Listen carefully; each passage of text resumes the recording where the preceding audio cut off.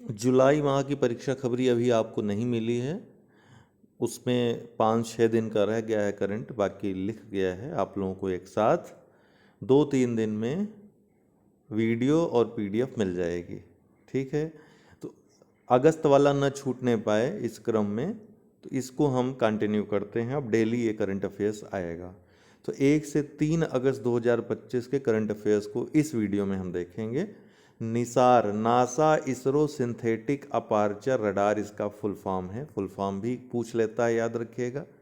30 जुलाई 2025 को बहुत समय से इस मिशन की प्रतीक्षा हो रही थी। नासा और इसरो का ये उन्नत उपग्रह मिशन है, जिसे 30 जुलाई 2025 को श्रीहरिकोटा आंध्र प्रदेश से सतीश धवन जो अंतरिक्ष केंद्र है वहाँ से GSLV F-16 के जरिए सफलतापूर्वक प्रक्षेपित किया गया। रॉकेट का नाम GSLV F-16। वजन कितना था इस निसार उपग्रह का? 2393 kg। लागत कितनी है इसमें? 1.5 अरब डॉलर। 3 वर्षों के लिए इसको नियुक्त किया गया है। पृथ्वी की निगरानी करेगा, खासकर जलवायु की। ठीक है, तो इसकी जो टेक्निकल बातें हैं जो पूछी जा सकती हैं एग्ज़ाम में, इसमें 2 रडार प्रणालियां हैं जिनको एकीकृत किया गया है भारत में इसरो के द्वारा। एक रडार प्रणाली है नासा का एल बैंड रडार प्रणाली, दूसरा है इसरो का एस बैंड रडार प्रणाली। तो नासा का एल बैंड है, इसरो का एस बैंड है, ये याद रखना है। एल बैंड जो है वो घनी वनस्पतियों और बर्फ की परतों में प्रवेश करता है, जो ऊंचे पहाड़ों और बर्फ की चादरों में प्रवेश कर जाता है। दूसरा एस बैंड जो है वो स्क्रब्स, जो झाड़ियां हैं, झाड़ियों जैसे छोटे पौधों पर केंद्रित है, इनको ये पेनिट्रेट करता है। और फॉग हो या विजिबिलिटी को ये नियंत्रित करता है, कोहरा और दृश्यता को नियंत्रित करता है। इस वजह से जो एस बैंड है यह विमानन और नौवहन के लिए महत्वपूर्ण है। तो ये जो एकीकरण है एल बैंड और एस बैंड का, किसी भी जलवायु परिस्थिति का अध्ययन करने में सक्षम बनाता है निसार उपग्रह को। और जो महत्वपूर्ण बात है कि इसरो ने इस बैंड रडार और अंतरिक्ष यान विकसित किया है। इस मिशन में निसार में इसरो ने क्या किया है? एस बैंड जो रडार है और अंतरिक्ष यान को विकसित किया है। वहीं नासा ने एल बैंड रडार और कक्षा में किस तरह से परिवर्तन किया जाए उसकी योजना प्रदान की है। मतलब तकनीकी जो ज्ञान है नासा ने अपना यहाँ पे साझा किया है। दोनों रडार प्रणालियों को इसरो के UR राव उपग्रह केंद्र में एकीकृत किया गया है, मर्ज किया गया है। ठीक है, विक्टोरिया फॉल्स, जिम्बाब्वे के विक्टोरिया फॉल्स में 15वां रामसर कॉन्फ्रेंस ऑफ पार्टीज का आयोजन, COP15 किसका? रामसर कन्वेंशन के COP15 का आयोजन हुआ। भारत के सतत आर्द्रभूमि जीवन शैली, भारत ने एक प्रस्ताव लाया था इसमें जो सस्टेनेबल वेटलैंड लाइफस्टाइल पे आधारित था, इसको बढ़ावा देने के लिए था। इस प्रस्ताव को अपना लिया गया देशों के द्वारा। यह भारत के मिशन लाइफ पर आधारित था। कौन? सतत आर्द्रभूमि जीवन शैली, ये मिशन लाइफ जो भारत ने शुरू किया था। किसने शुरू किया था? भारत के प्रधानमंत्री मोदी ने वर्ष 2021 में United nation favour convention on climate change UNFCCC के COP26 में इसकी शुरुआत की थी। भारत के 3 शीर्ष बाघ घनत्व वाले अभ्यारण्य हाल ही में एक आंकड़े NTCA ने जारी किए हैं। नेशनल जो टाइगर कंजर्वेशन अथॉरिटी है उसने जारी किए हैं। उसके अनुसार 3 शीर्ष बाघ घनत्व वाले अभ्यारण्य कौन है? तो बांदीपुर भारत का सबसे ज़्यादा बाघ घनत्व वाला अभ्यारण्य है। यहाँ पे 19.83 बाघ प्रति 100 वर्ग किलोमीटर में पाए जाते हैं।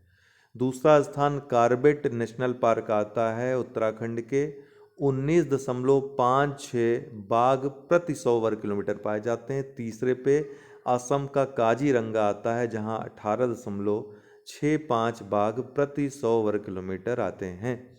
तो ये आंकड़े बदले हैं, याद रखिएगा। बांदीपुर सबसे ज़्यादा बाघ घनत्व वाला अभ्यारण्य है। रातड़िया री ढेरी, ये जैसलमेर जिला राजस्थान में स्थित एक गांव है। हाल ही में यहाँ पर नए हड़प्पा स्थल की खोज की गई है।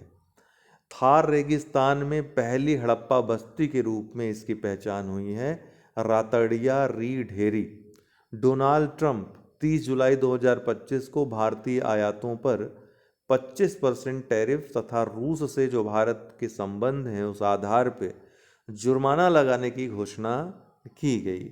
दोरजी-लुंग जल विद्युत परियोजना, दोरजी-लुंग दार्जिलिंग नहीं है, ध्यान रखिएगा, ये दोरजी-लुंग जल विद्युत परियोजना कुरिचू नदी, कुरिची रिवर जो है भूटान की, उस रिवर पर बना एक डैम है, बांध है।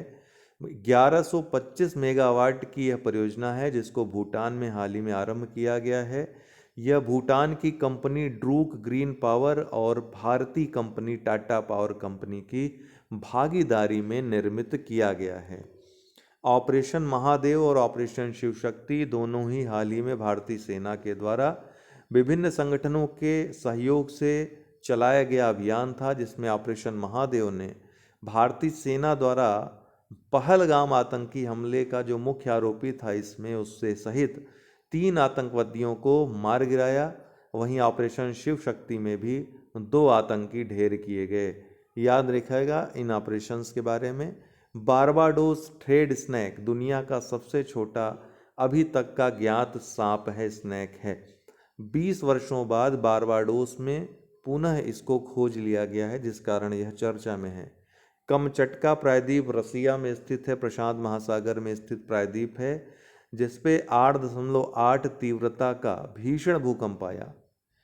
इस भूकंप के कारण कई जगह सुनामी और चक्रवात की स्थितियां उत्पन्न हुई, जिसमें चीन में कोमे या झूजिकाओ स्थानीय नाम जो चाइना में इसको बोला जा रहा है, यह चक्रवात आया, टाइफून आया। वहीं अमेरिका और जापान के तटों पर सुनामी का खतरा उत्पन्न हुआ। बदमना गांव नागपुर महाराष्ट्र में स्थित गांव है।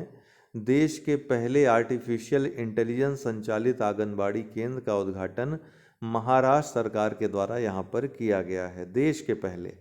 सिमोन या प्रोजेक्ट सिमोन क्या है, तो प्रोजेक्ट सिमोन के तहत विकसित एक आर्टिफिशियल इंटेलिजेंस रोबोट प्रणाली है जिसका नाम है सिमोन। इसको हाल ही में अंतर्राष्ट्रीय अंतरिक्ष स्टेशन में ISS में शामिल किया गया है, जिस कारण यह चर्चा में है। शशि प्रकाश गोयल 1989 बैच के IAS अधिकारी हैं। उत्तर प्रदेश के नए मुख्य सचिव बनाए गए हैं। गोमती नगर ये किसका स्थान लेंगे, आप लोग कमेंट बॉक्स में बताएंगे किसका स्थान ले रहे हैं, अर्थात मुख्य सचिव अभी तक कौन था, देखें आप लोग अवेयर हैं कि नहीं।